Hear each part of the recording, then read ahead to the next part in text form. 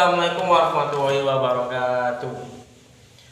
Oke, hari ini kita akan mereview film Godzilla Minus One judulnya. Dia menang Oscar guys kemarin, juara 1 Best Effect Graphic katanya.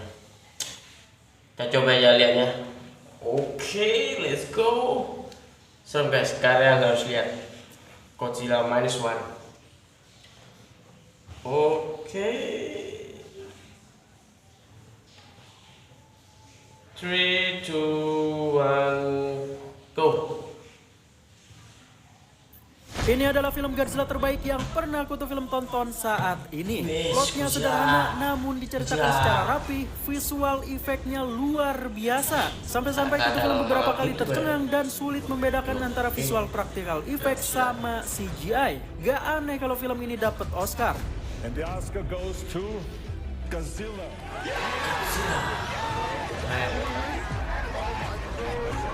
Film Godzilla Minus One sangat menekankan budaya dan perilaku orang-orang Jepang yang dipadukan dengan pengembangan karakter yang bagus, sehingga ini adalah salah satu film yang bikin Kutu Film berkaca-kaca pada beberapa momen. Sosok Godzilla di film ini nampaknya akan selalu dikenang para fans Godzilla karena menjadi pengingat sosok Godzilla zaman dulu yang divisualisasikan secara modern.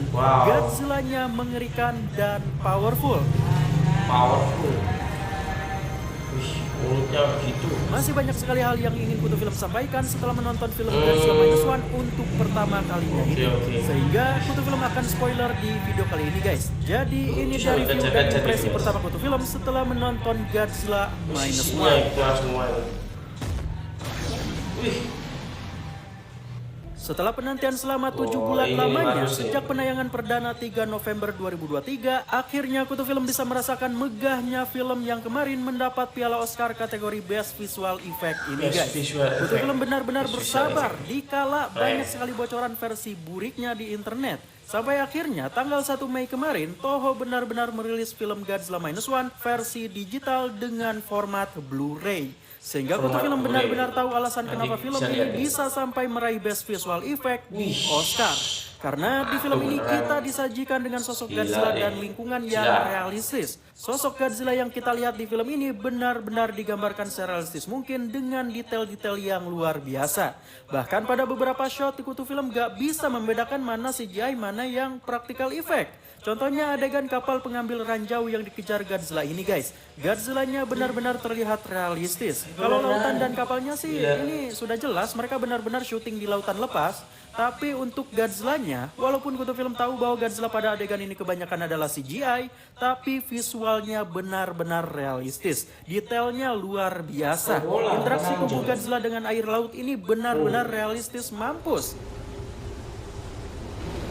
Dan katanya, rangkaian adegan kejar-kejaran inilah yang membuat Oscar memilih Godzilla Minus One menjadi pemenang Best Visual Effect guys. Bravo untuk Takashi Yamazaki, sutradara sekaligus pimpinan visual effect Godzilla Minus One. Pokoknya kalau sutradaranya adalah seorang pengagum Godzilla, pasti dia tahu cara membuat film Godzilla dengan baik dan benar. Contohnya ya Takashi Yamazaki ini guys, yang sedari kecil dia menjadi fans Godzilla. Dan ngebet banget pengen membuat film Godzilla sejak 2007 silam. Bayangin aja guys, film dengan budget 15 juta dolar bahkan kurang ini mampu menyabet piala Oscar. Di kategori visual effect lagi, yang notabene ini salah satu aspek yang paling mahal di perfilman. Gak cuma visualnya gaya yang realistis, tapi cerita dan motif film ini dibikin serealistis mungkin dan ngena banget sama kehidupan kita yang penuh kesedihan ini guys.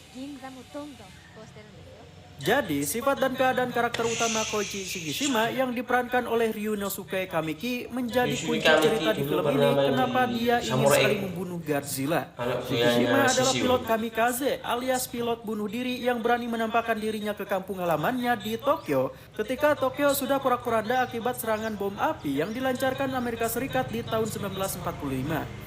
Seperti yang kita tahu, ketika Jepang kalah perang udara ataupun darat, itu adalah sesuatu yang hina bagi siapa saja tentara terlibat yang masih hidup. Sehingga sebagian tentara yang lain itu akan melakukan harakiri atau bunuh diri untuk mengubur rasa malunya. Nah, Koichi Shikishima ini digambarkan sebagai sosok pecundang perang yang berani putar balik tanpa melakukan tugas akhir alias menabrakkan pesawatnya ke musuh. Dia berani kembali ke pangkalan di Pulau Odo dengan berdalih bahwa ada kerusakan pada pesawatnya. Padahal si pimpinan mekanik pesawat yang ada di sana juga sadar kalau Shikishima cuma berbohong dan takut mati. Sebenarnya, Shikishima juga sangat menyesal dengan pilihan yang dia ambil. Ditambah lagi pada malam harinya, makhluk legendaris yang selalu disebutkan masyarakat lokal menampakkan diri di Pulau Odo, Gojira. Gojira atau Godzilla. Nah, ketika Shikishima disuruh pimpinan mekanik untuk menembak Gojira dengan senjata yang ada di pesawatnya, Shikishima justru seakan-akan mematung, tidak bisa menggerakkan tubuhnya karena ketakutan Gojira menjadi lebih ganas. Alhasil, Gojira membunuh semua anggota mekanik yang ada di sana, menyisakan pimpinan mekanik dan Shikishima sendiri. Dari sini rasa bersalah Shikishima semakin memuncak dan beberapa kali mengalami PTSD atau reaksi trauma yang menganggap dirinya seharusnya sudah mati dari dulu ketika perang maupun pada saat menghadapi Gojira. Sebenarnya PTSD ini sedikit terobati ketika Shikishima tidak sengaja bertemu dengan Noriko Oishi yang diperankan oleh Minami Hamabe dan seorang anak perempuan yang dibawanya, sehingga mengharuskan mereka tinggal bersama dan perlahan memiliki rasa ikatan. Tapi karena Shikishima kemudian mendapatkan pekerjaan yang mengharuskannya mengambil ranjau bekas perang di lautan, tidak sengaja dia bertemu Gojira yang sudah berevolusi dan melihat satu kapal penjelajah Jepang alias Takao dihancurkan Godzilla dengan napas atomnya yang mematikan. Dari sinilah keinginan Shikishima untuk membunuh Godzilla semakin memuncak. Bukan sampai di situ guys, kematian Noriko dalam tanda kutip akibat hempasan ledakan napas atom Godzilla di Giza semakin membuat Shikishima ingin mati dalam memerangi Godzilla. Dia merasa inilah saatnya dia menembus sifat pengecutnya dalam berperang. Nah, pendalaman karakter inilah yang membuat film ini sangat bagus dari segi cerita guys. Tapi cerita Godzilla Minus One ini memang sederhana, bukan cerita yang bikin kita mikir guys. Bahkan strategi operasi Wadasumi yang digunakan untuk mengalahkan Godzilla dijelaskan dengan rinci di film ini. Walaupun strategi itu menggunakan teori fisika, tapi Kutu Film yakin film ini bisa membuat orang awam sekalipun ngerti dengan strateginya, yaitu memusnahkan Godzilla dengan tekanan air laut pada kedalaman 1500 meter. Pikiran Kutu Film sama seperti kebanyakan dari kalian guys. Emangnya bisa membuat Godzilla mati karena tekanan air laut? Sedangkan Godzilla sendiri adalah makhluk yang hidup di lautan dalam. Nah, pertanyaan itu dijelaskan dengan baik di film ini guys. Jadi, walaupun Godzilla adalah makhluk lautan dalam, tapi kalau dia menerima bertonton tekanan air secara tiba-tiba, maka secara teori tubuh Godzilla bisa hancur. Akan terjadi delakan pada tubuh Godzilla seperti apa yang terjadi pada kapal selam Titan beberapa waktu lalu guys. Makanya penggunaan gelembung udara untuk memecah air garam supaya Godzilla tenggelam terlebih dahulu itu hal yang paling jenius yang pernah Kutu Film dengar di sebuah film Godzilla. Dan operasi Wadasumi ini nampaknya adalah bentuk realistis dari sistem bom oksigen destroyer yang ada di film Godzilla 1954. Bedanya di film itu bom oksigen destroyer mengandung senyawa yang bisa mengurai tubuh Godzilla. Tapi di film Godzilla Minus One tekanan laut sendirilah yang merusak tubuhnya. Ketika Godzilla muncul kembali ke permukaan, di situ Kutu Film semakin terpukau betapa detail dan realistisnya visual Godzilla di film ini guys. Godzilla benar-benar digambarkan seperti bangkai ikan dengan berbagai luka di tubuhnya.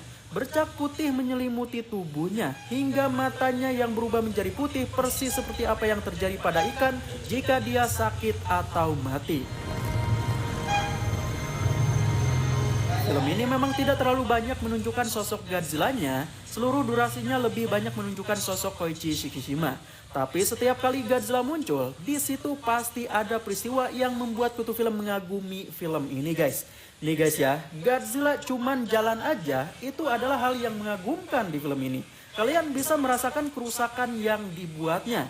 Contohnya di adegan ini, Godzilla menghancurkan rumah di desa. Tapi luar biasanya kita bisa melihat ada orang-orang berlarian yang terkena hempasan bangunan yang disebabkan langkah kaki Godzilla. Saking detail dan mengerikannya. Apalagi ketika Godzilla muncul di Giza dan menyemburkan napas atomnya.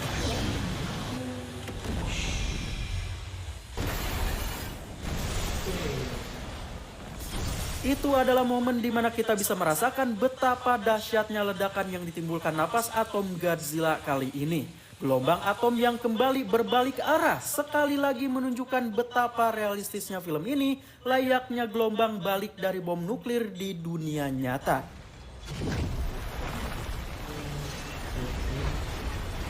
Disusul dengan akting fenomenal Ryunosuke Kamichi setelah Noriko dianggap mati karena hempasan gelombang napas atom itu.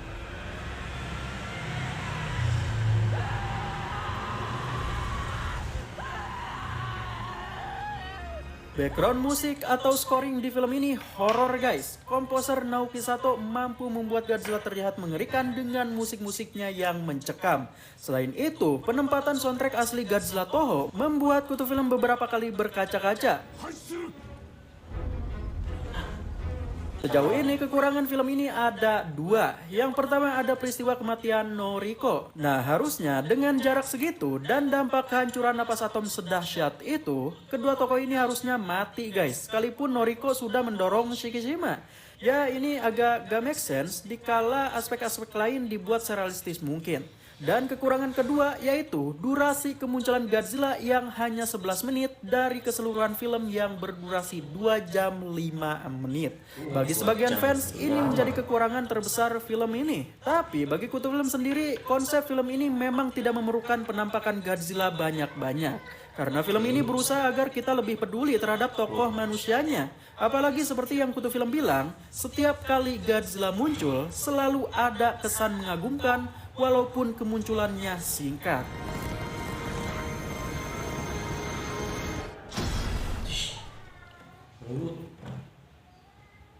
Oke, kutu film sangat berani untuk bilang bahwa ini adalah film Godzilla terbaik di 7 tahun terakhir ini setelah film Shin Godzilla. Sehingga Godzilla Minus One masuk ke dalam 5 besar film Godzilla terbaik versi kutu film yang di dalamnya ada Godzilla vs. Destoroyah 1995, Godzilla 2014, Shin Godzilla, Godzilla 1954, dan Godzilla Minus One. Kutu film masih perlu menonton ulang 5 film tersebut untuk menentukan apakah bisa Godzilla Minus One ada di posisi pertama film Godzilla terbaik atau tidak. Yang pasti kutu film ngasih skor Godzilla Minus One 8,9 yang tentunya ini adalah skor sangat tinggi untuk sebuah film. Pokoknya film Godzilla Minus One sangat bagus guys. Begitu juga kata kritikus dan fans Godzilla di website Rotten Tomatoes. Sampai saat ini kedua skornya nyaris sempurna. Begitupun IMDb skornya sangat tinggi. Tapi bagaimana menurut kalian guys? Silahkan kasih pendapat kalian di kolom komentar. Kutu film tidak sabar untuk membacanya satu-satu guys. Di video berikutnya kita akan membahas misteri ending Godzilla Minus One yang sangat gantung.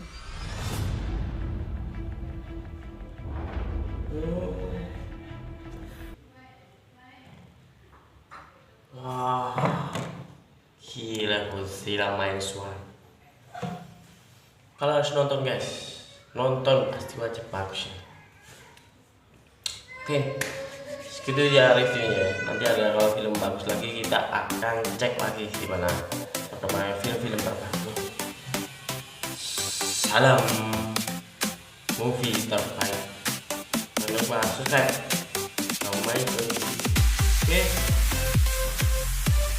Assalamualaikum.